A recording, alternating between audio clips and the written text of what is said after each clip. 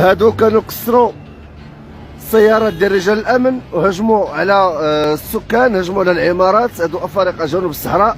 كذلك هجموا على احد البنوك هنا بدرب كبير. وحنا كنتواجدوا في شارع في طريق ولاد زيان. قلت لكم بان الاجواء مكربه هنا بدرب كبير ولاد زيان. بارطاجيو على الاقل توصل للمسؤولين، عرفوا الاخوه الافارقه جنوب الصحراء شنو عاملين في المنطقه من التوتر. اشو كيطلبوا منهم انهم يجيو ماشي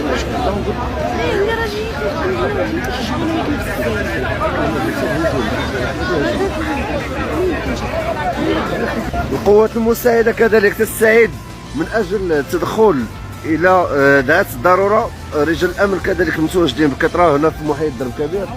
يا ربي من الحاج، اش بالك في هذه المساله هذه؟ هذه نعطيك راي ديالي.